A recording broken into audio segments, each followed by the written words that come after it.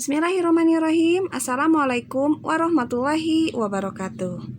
Selamat pagi anak-anakku sekalian, siswa dan juga siswi kelas 7 SMP Negeri 2 Wanayasa yang Ibu cintai dan Ibu banggakan.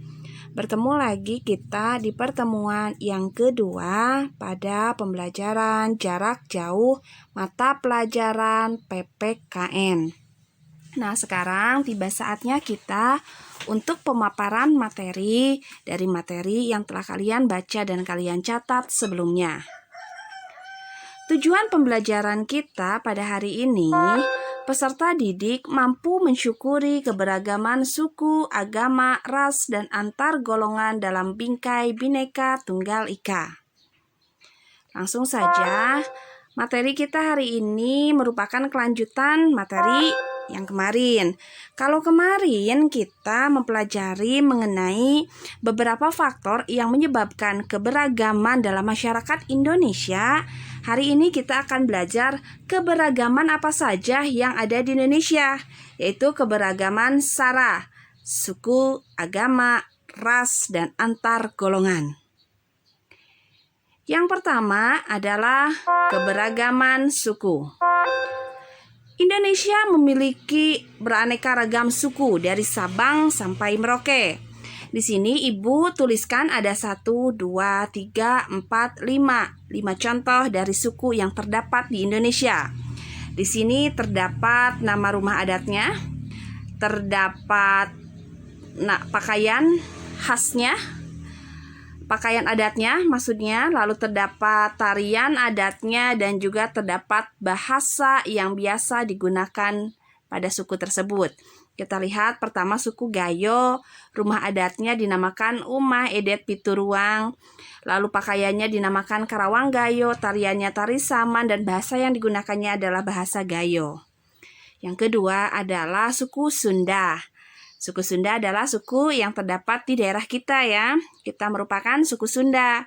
Rumahnya dinamakan Imah Saung. Lalu pakaiannya kebaya, tariannya jaipongan, dan bahasanya Sunda. Tentu saja kalian sudah sangat mengenal suku ini karena ini merupakan suku yang berada di daerah kita. Yang berikutnya adalah suku Jawa. Rumahnya dinamakan Rumah Joglo. Pakaiannya beskap atau kebaya, lalu tariannya serimpi atau gambyong. Bahasa yang digunakannya bahasa Jawa. Lalu suku Betawi, rumahnya dinamakan rumah kebaya, bajunya baju sadariah, tarinya tari yapong, bahasanya bahasa Betawi. Lalu suku Batak, rumahnya rumah bolon namanya. Pakaiannya dinamakan kain ulos, tariannya tari tortor, dan bahasanya menggunakan bahasa Batak Toba. Ini adalah contoh dari beberapa suku yang terdapat di Indonesia, dan masih banyak suku yang terdapat di Indonesia selain 5 yang Ibu contohkan di sini. Nanti kalian cari lebih banyak daripada ini ya, beserta rumahnya, pakaiannya, tariannya, bahasanya, bahkan mungkin makanan khas di daerah tersebut. Bisa dipahami ya? Selain memiliki keberagaman suku, di Indonesia juga ternyata memiliki keberagaman agama. Ada 6 agama yang diakui di Indonesia, yaitu ada Konghucu, Kristen Protestan, Kristen Katolik, lalu ketiganya Hindu, lalu Buddha, lalu Islam. Itu adalah agama yang diakui di Indonesia. Ibu ulangi ya. Ada 6 agama yang diakui di Indonesia. Yang pertama adalah kita lihat di sini agama Islam, yang kedua adalah Kristen Protestan, ketiga adalah Kristen Katolik, keempat adalah Hindu, kelima adalah Buddha, dan keenam adalah Konghucu. 6 agama yang diakui di Indonesia. Lalu kita lihat di sini agama Islam, nama tempat ibadahnya adalah masjid. Lalu kitabnya adalah kitab agama kita itu adalah Al-Quran, dan hari besarnya adalah hari besar Idul Fitri. Yang kedua adalah Kristen Protestan. Tempat ibadahnya mereka beribadah di gereja. Kitabnya mereka adalah Alkitab. Hari besarnya adalah hari besar Natal. Lalu Kristen Katolik, tempat ibadahnya di gereja Katolik. Kalau tadi Kristen Protestan yaitu gereja Protestan, kitabnya mereka juga Alkitab. Lalu hari besarnya adalah hari besar Natal. Yang berikutnya adalah agama Hindu. Tempat ibadahnya adalah Pura. Kitabnya Weda. Hari besarnya adalah Nyepi. Lalu agama Buddha, tempat ibadahnya di wihara. Kitabnya adalah Tripitaka. Hari besarnya adalah Waisak. Lalu Konghucu, tempat ibadahnya di Klenteng. Kitabnya adalah Sisu Wijing. Hari besarnya adalah hari besar Imlek. Itu adalah agama yang diakui di Indonesia. Meskipun kita memiliki keberagaman suku dan juga agama, bukan berarti bisa menjadi pemisah antara kita. Namun, kita harus saling menghormati dan menghargai karena kita hidup di negara Indonesia yang memiliki semboyan Bhinneka Tunggal Ika. Meskipun berbeda-beda, tapi kita tetap satu jua. Bisa dipahami ya? Langsung kita lanjutkan. Keberagaman yang terjadi di Indonesia selain suku dan agama juga ada keberagaman ras. Apa sih Bu yang dimaksud dengan ras itu?